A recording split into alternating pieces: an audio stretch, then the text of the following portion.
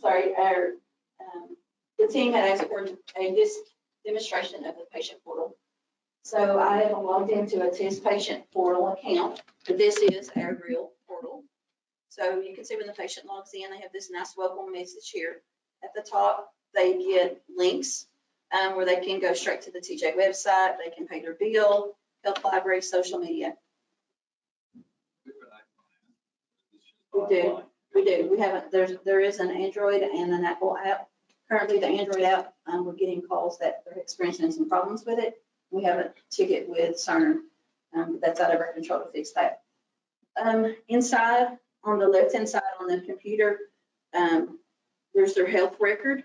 And here you can begin to see their health profile. And this is stuff that's come from the chart.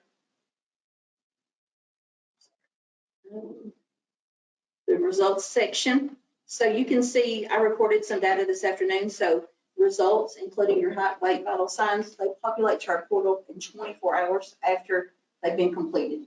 So if you have a radiology result, once the radiologist reads it and it's marked completed, in 24 hours from that time exactly is when it will be published. Labs are published to the portal 24 hours after being resulted out. So the signs and such are treated just the same. You can change your frequency up here at the top and show all.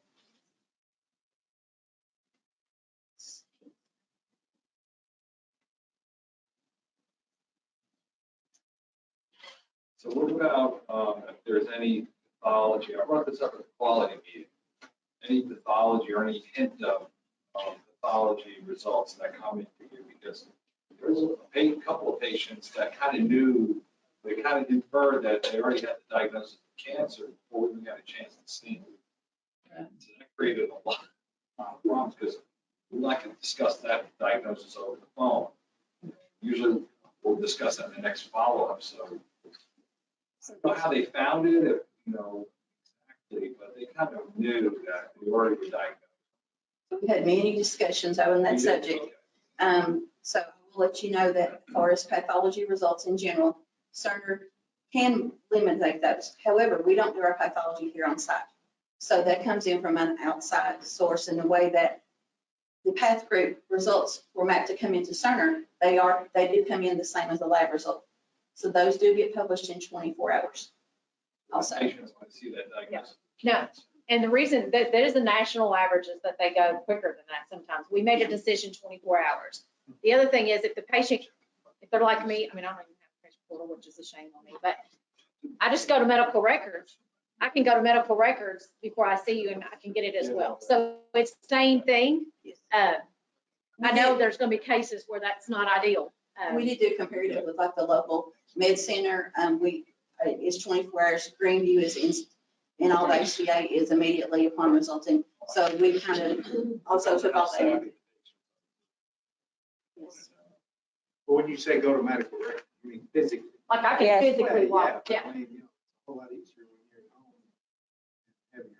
Oh yeah, it is easier to be able to have it. That's the problem though, is that patients, when we were looking at making the decision on 24 hours after release, it was hopefully that you all had a chance to see it prior, but the patient could, if they were really worried, they could come in and get their medical record regardless. So sooner than 24 hours, because I mean, they can come the next day and get the results if the document's completed. So going through the rest of the sections, your notes do go to the portal, your notes that you're creating, your op notes and such things, documentation from the nurses, including discharge documentation, education. The medication list is in the portal. It comes straight from Cerner. They can ask for refills on these medications from inside the portal. What that does, though, it actually sends a request to a pool that your teams all decided who that would be. Goes to your nursing pool, and then they filter those things to you guys as providers. Procedures. So these are basically just not to take a lot of time for everybody. It's the data that's coming straight from the chart. The visit summaries, you can download these, you can send them, you can print them, save them to your computer, and you also have the ability to forward them on to your doctor through secure messaging. The procedures, they'll get the actual report, they get it out report. They will. Radiology results here. your clinical notes, family history, micro, and then all the other, some other features, which I know this is something that you guys are really curious about, is the messaging feature. So from inside of the portal, you can message you guys as providers. This is a message that I previously sent to Dr. Fisher. When you click on the send button, you can search currently for any provider. We originally had it turned off and only search for the providers you had established relationships with. But what we found was nobody really had an established relationship inside our portal at that time. So we made the decision to turn it back on. And as of to date, we've not had any complaints that I'm aware of people just like randomly messaging Dr. So-and-so that they've never seen before. So Where does that message go? Email, or where does it go? I'll show you, I'll actually demonstrate that for you. So I'm just going to put just a brief little thing here. So when I click on this lab message there, oops.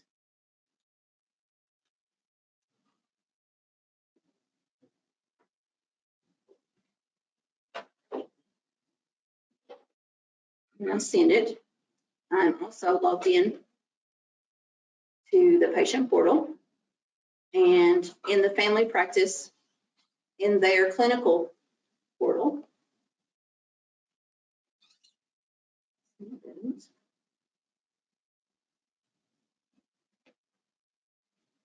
they go under consumer messages, and here's the message I sent. So it goes really quickly. So from inside the portal, the pool, it has been sent to the nursing pool. Those nurses, in my understanding, they are filtering through those. If it's things they can answer, they're doing that. If not, they're sending them on to you guys. So I think your question, it's going to a nursing pool currently. It doesn't go to individual persons. That's not the way it's set up. It will always route to a pool. There has been a question on, can I, as a provider, send my patient a message and say, here's your lab results for sale. You certainly can do that, but the recommendation would be to send it from inside the pool. And that being because if I send a message, if you send me a message straight from your message center, then me and you now have an open door communication. And we can, it's like text messaging or whatever, it's an open email that will go back and forth. So then I could reach out to you anytime I want to, if you open that door. Okay, so hold on, I have a question. Yes, So if I'm the patient and I'm sending something to Dr. Saradakis, it's going to the nursing pool. that's The correct. nurses are filtering it. If they can answer it, they're answering it. If not, they're sending it to him.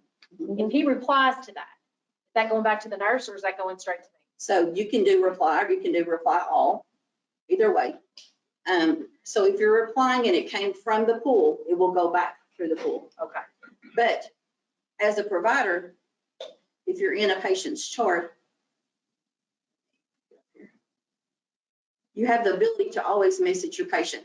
So I am now in my test patient here. This to consumer button, if I check it, that means I'm going to send it to my patient.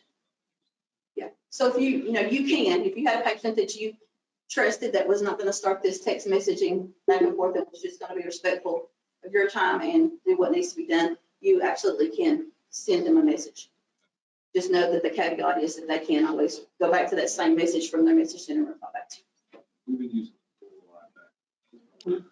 a lot. I have a question and a comment if for just a moment. I just want to say, so my APRN has sent a couple of messages to me that regarding urine drug screens, and the to consumer box was apparently automatically clicked. So I would suggest you make sure it's not clicked before you send messages, because she said she didn't click it, but it went to the patient as well. My other question. There's a default set, you can turn that off. Okay, we'll look at that. It can be set up to default to consumer if you don't want to fix it. Can we look at that then? That's Dr. Rock. Yeah, it shouldn't be No. set as default to consumer. My question was regarding the notes that go to the portal. In like previous EMRs that I've worked with patient portals, there was an option where you could opt to not have the note appear in the patient portal if you felt it might cause harm to the patient or potentially, propagate some sort of SI or HI situation. Is that an option in this EMR? We're really going to have that when psych starts. Yeah. We need to look into that deeper. Our current pre-go live setup was basically all or none. But my understanding is there is some technology that's coming where we can actually filter down and say, I want all labs except for this one, or I want all documents except for this one. So I'll definitely be glad to look into that and check into that. And as Jenny made aware, there's also some services we're branching out to. So it would be very important for those type notes also to not go there. Well, my next question, and he's right. So if I'm a primary care seeing a patient that has expressed some stuff that I don't want to go into the portal as a note, is there a way to say, don't go to portal? Because they're seeing these patients too, the behavioral health patients. We've got 2 behavioral health nurse practitioners. There are certain document types that don't go into the portal. We probably would just need to get you a list of those document types to use if you were in that situation. But we probably just need to sit down and make a list of new questions and just file SRs for information or One would whatever. even be the state for minors, behavioral health for minors. There are certain things that can't go to the parent without, they have an age limit, 13 or whatever it is, but. And we have those things set for minors from 12 to 17. There are specific rules that those are set. So the child is encouraged to have his own portal, which I know we do know that parents have their kids log in and such that. But I cannot be a proxy for my child between those ages and get lab results at all or messages. Are we live with this now or no? Yes. We are live with this, yes, sir. Well, that goes back to Dr. Rock and I guess Jenny's question. What's going out now? Yeah, are these notes that we don't want out or not? See, right now, like for instance, Tracy Taylor, she's a behavioral health nurse practitioner. She documents on, I believe, just a primary care note template. That's going to a portal. But if she feels like that's dangerous for either their parent to know or. We just need to get those doc types and what she needs to use that won't go to the portal. Yeah, but she's using The regular. doc type. Yeah. So there's got to be some way that they say you're able to click, do not transport to transport. Do not. It's the transport age to portal. group, the emancipation age group. It goes to the child's portal, but the parent doesn't have But the access. provider we ought to be educated more on exactly what's going out before it goes out. I mean, to send it out and then say, hey, well, this is out there. You'll have to go back and figure out which should not go. I don't think it's a good idea. Does that make sense? Let's get a quick note, like a quick one pager of this is what happens for peds in the portal. And then we need to work on the doc types that could have some behavioral health things in there for adults or. I know, but it's still going out now and it's going out. That's what you said. I'm sorry, Right. young class, I didn't hear you. Say that one more time. It's going out right now, right? It could be, yes, because it's just in a position. But that's the problem. It's set out, and we didn't know that it. Yeah, that so it we're was. going to address that. I would hope the regulatory department had something to do with that 42 and has a Kentucky statute too, because it's different ages in different states. Okay, we're going to work on that and we'll get it. Any other questions specifically about the portal? We're going to dig in and try to get the answers to these questions for you. Okay. Hey, this is Dr. Kelly. I have one question. This might be along the same lines of what they were talking about, but I'm answering messages right now. I had a patient send me a response to a note that I sent to my nurse, and I'm not sure how they got access to the portal to a message that I sent to my nurse. And this has happened a time or two before. Is that supposed to happen? If the message came originally from the patient through the portal to your nurse, and then she forwarded it, she is probably still included in your reply. Oh, no. I got lab results. I created a note to send to my nurse, and then I got a reply from the patient, a wife, I think, who has access to the portal. Was the reply because she saw the lab results that had already crossed, or is it because she saw the nurse note? The nurse note. Okay. Can you send a halo to Tara with that patient information? Yes, I can. Great, thank you. Sure. That's what happened that's what Dr. Rock is talking about. Like sometimes it sends it to the patient and they can respond, because I've done that and not noticed that the to consumer mark like check mark box was checked. So what we're gonna do is we're gonna go and check and make sure that's not defaulted. We're gonna take the default off if it is. If it's an option. It's an option. I turned it off. I mean, for us, I don't know that we can do I don't it. think it'll be one. It'd have to be the provider. I have a question. Hello, I have a question. On that same token, can we put a hold on all of this till we figure out, like Dr. Klaas was saying, we put a hold and then we look into it first before we allow it to be on live? Yeah, we won't be able to stop it right now. We're just gonna have to get on that tomorrow and verify that it's not going anywhere. Because I have example where a patient came was asking about see something on the portal. He was like, I have all this diagnosed, and I couldn't answer that question because he was put in somewhere in the hospital, and it becomes a point where I don't know how the diagnosis got in there, but I would not just, he'll be like, can we take it out? I'm like, I cannot really know what, maybe he was diagnosed somewhere, seen somewhere. So it becomes so difficult to deal with that because we don't know what is actually, they are actually seeing at this time. In other institutions, like I know, like Grace Gibbet Medical Center, you get on a certain abbreviated brief summary, your labs, you get your labs and you get your x-ray, chest x-ray, stuff like that, maybe echo. That's what comes into your portal.